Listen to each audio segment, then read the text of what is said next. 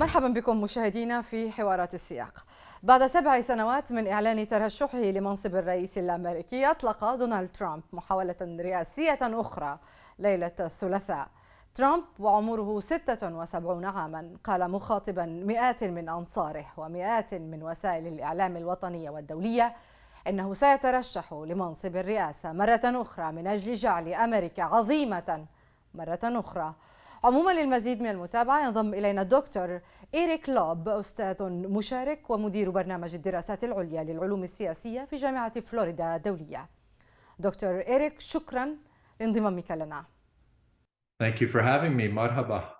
ترامب يترشح للرئاسة رغم نتائج انتخابات التجديد النصفي، هل من تناقض هنا؟ Well, there is a contradiction, not just among Democratic supporters, but also even Republican supporters. Trump lost the presidential election in 2020.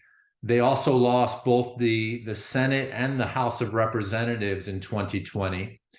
And in this recent midterm election in November 2022, they underperformed, particularly the candidates that Trump supported. So he's proving to be increasingly a liability for the Republican Party. And you're beginning to see more and more Republicans distancing themselves from him. And many of them were unsupportive of him announcing his bid to run for the presidential election in 2024, given how he's cost the Republican Party in now 2 rounds of elections in 2020 and 2022. And what's happening now is there's a split in the Republican Party between, I mean, if we want to call them traditional or more establishment Republican politicians, and even newcomers like Governor Ron DeSantis in Florida, which is where I am. And then you have now, and you have on the flip side, you have the hardcore supporters of President Trump. And so there's a division. And so the question is can the party be strong moving forward with a narrow majority in the House of Representatives, with being a minority in the Senate, and what it's going to look like 2 years from now when they're competing for the presidency. هذا الانقسام في الحزب الجمهوري الذي تحدثت عنه، هل يمهد لمعركة قاسية داخل الحزب من أجل من سيحظى ببطاقة الترشح للرئاسة؟ I think they're going to have a real test. I think, again, first of all, who is going to emerge as the other nominees for the Republican Party for president?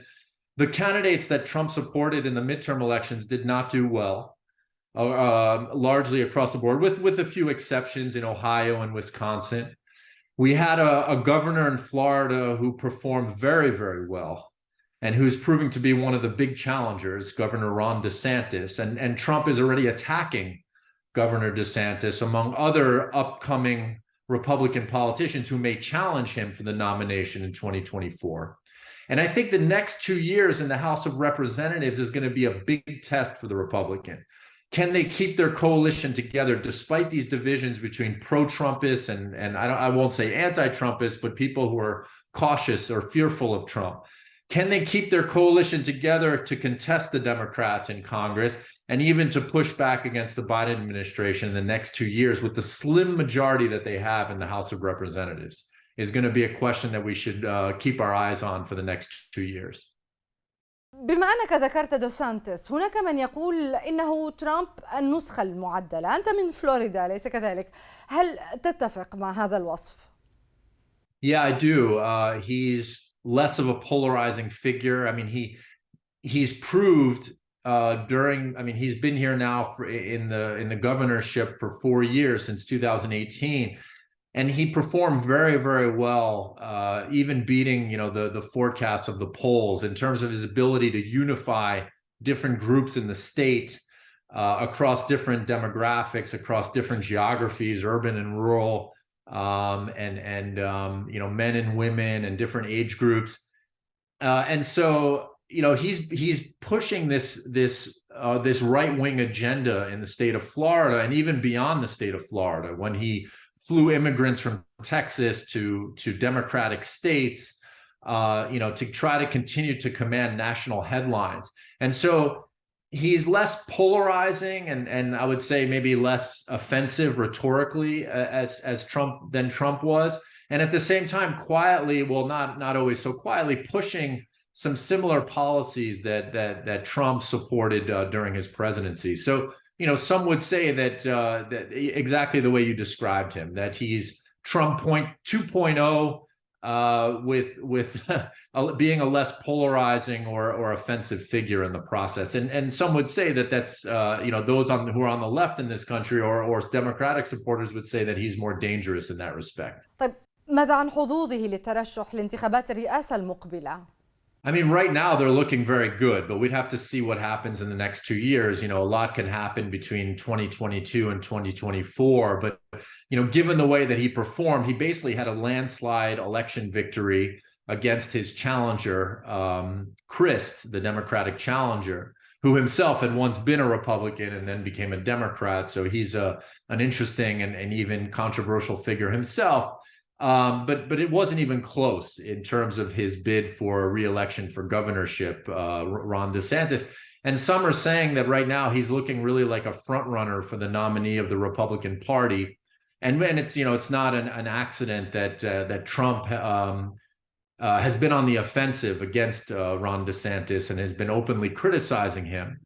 And so, I think Trump smells this or senses that he might be on the defensive against Governor DeSantis heading into 2024. But we'll see how those dynamics play out and what things look like 2 years from now if President Trump is as weak as he is right now, and if Governor DeSantis is as strong as he is right now.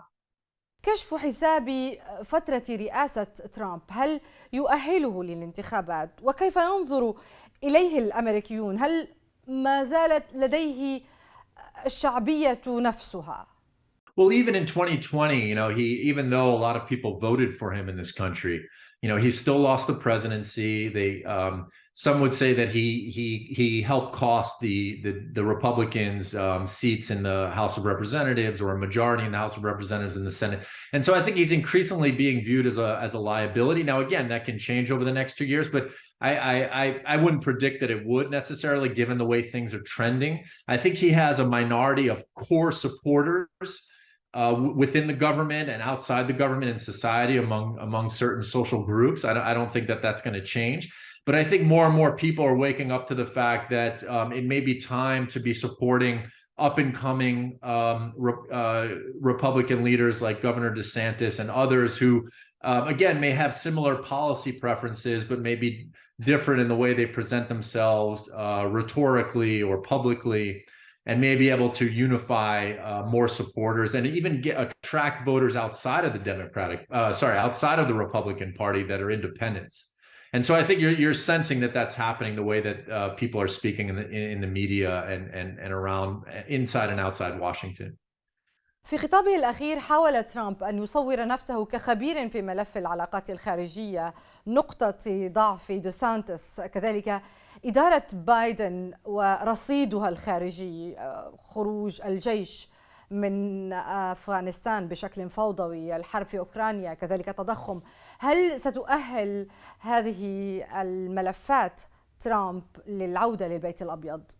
Well, people thought it was going to help. People thought there was going to be, just like we saw under Barack Obama after his first 2 years in office, people were predicting, or some among, particularly those within the Republican Party and on the right, that there would be a red wave in this country, that the Democrats would be swept out of office in the House of Representatives, in the Senate, and that just did not prove to be the case.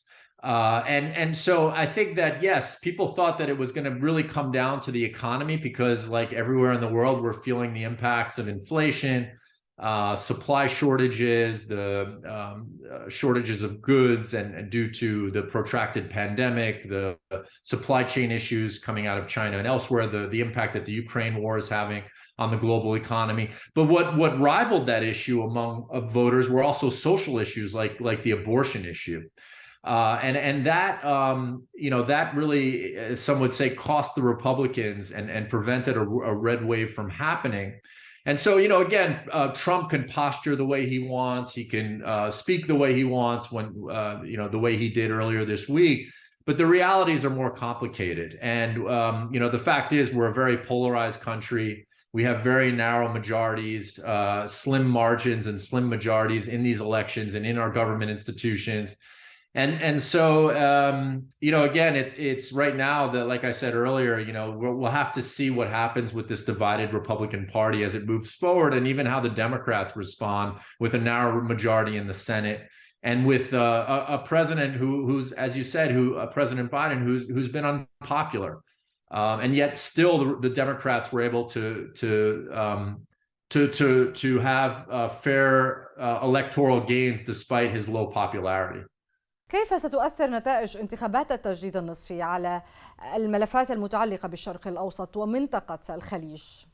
I mean, it's very interesting because looking at the analysts and what they're talking about right now with the implications of the results of these midterm elections, no one is talking about Middle East issues right now. They're talking about domestic issues here in the United States. They're talking about Republicans wanting to rein in domestic spending, wanting to try to control inflation, wanting to try to reform the debt ceiling of this country. Still talking about social issues like restrictions on abortion. And it's going to be very difficult, I think, for the next 2 years for there to be meaningful bipartisan legislation being passed. And so we'll see if Democrats and Republicans are able to work across the aisle and to get legislation done and to prevent a shutdown of our government, which has happened in the past under Trump and under Obama. The foreign policy issues are some that you mentioned. Again, the House of Representatives under the Republicans are talking about investigations, launching investigations against the Biden administration. So domestically, they want to look at how the Biden administration has handled or mishandled the border issue with Mexico, how they've handled or mishandled the pandemic in this country, which is not over yet. And then, as you said, with the foreign policy side, they want to look at how the Biden administration, even if it was the right strategic decision, how it was mishandled in terms of the U.S. withdrawal from Afghanistan. The one foreign policy they might be able to agree on is China. And so you are seeing that there might be some hope for bipartisanship in terms of trying to pass legislation or even support executive action against China in Asia. And so you're not hearing much about the Middle East or the Arab world right now. مضطرة لشرح سؤالي أكثر لأنه كان بناء على التدهور الأخير في العلاقة الأمريكية مع بعض دول الخليج والخلافات فيما يتعلق بملف الطاقة. Well, I also forgot to mention that some Republicans that are entering the House of Representatives or that are already there are also talking about discontinuing U.S. military aid to Ukraine. So that's something to keep an eye on in the foreign policy realm as well. But in getting to the Middle East, I mean, I think the two main issues is number one, something that has been talked about since the Biden administration entered office. They had said they would swiftly rejoin the Iran deal, the nuclear deal with Iran. They did not do that. Now the prospects of that are looking, despite what happened in the midterm elections, are looking, or increasingly now that the House of Representatives has a Republican majority, is looking even slimmer. Not to mention what's happening inside of Iran and Iranian support for Russia and Ukraine. I think the prospects of the U.S. re-entering a nuclear deal with Iran look increasingly slim. Although, again, that could happen through executive action and Biden's first, or if he's able to win a second term, like it did under Obama. So that's something to keep an eye on. But the second issue that you mentioned is in terms of U.S. Gulf relations that have been strained, right, in terms of the OPEC plus production cuts that were instituted ahead of the midterms. And so that was something that the Biden administration thought was going to cost them. It was going to hurt inflation more, but it actually seemed to have not cost the Democrats as much as they thought it was going to be. And I think that, while Democrats and Republicans may be calling for suspension or even reduction of military aid and other forms of cooperation and support with the Gulf, I think quietly you're going to see, given the inertia that this has had over time, because there's been calls about this in the past, even prior to the OPEC production cuts, over other issues. I think quietly you would probably see business as usual on that front, even if it's politically, sometimes politicians feel like they could score points by taking an extreme position on that issue. سؤالي الأخير عن ترامب، تتزامن محاولته الرئاسية مع فترة من المخاطر القانونية المتزايدة، حيث يقوم مسؤولو وزارة العدل بإعادة النظر في احتمالية توجيه لوائح اتهام في تحقيقاتهم المتعلقة بترامب. هل يمكن أن يعيق ذلك طريق ترامب نحو رئاسة 2024؟ Well, I think that the results of the midterms, and I think Democrats were aware of this, which is, they did what they could, maybe not quickly enough in terms of the federal investigation, or at least the committee, the congressional committee that investigated the January 6th, if we want to call it insurrection, and President or former President Trump's role in that. And that wasn't a criminal investigation, although they were hoping that it would contribute to the criminal investigation being conducted by the Justice Department.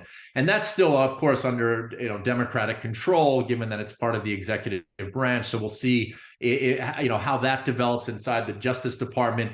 I think it really impacted, though, the court of public opinion, and I think it probably hurt Trump and his image publicly, and may have had an impact on these midterm elections. You also have to look at the state investigations in Georgia, investigations in New York, Georgia. The electoral interference, or that the role that President Trump played in 2020 over there. In New York, it's more of a financial investigation into the dealings of the improprieties of his company. So those investigations can continue to go on outside of the federal government at the state level. But those do get complicated if President Trump becomes a nominee, and even if he were to become president again, if those investigations become much more complicated against a nominee, and especially a sitting president. So we have to see how that develops as well.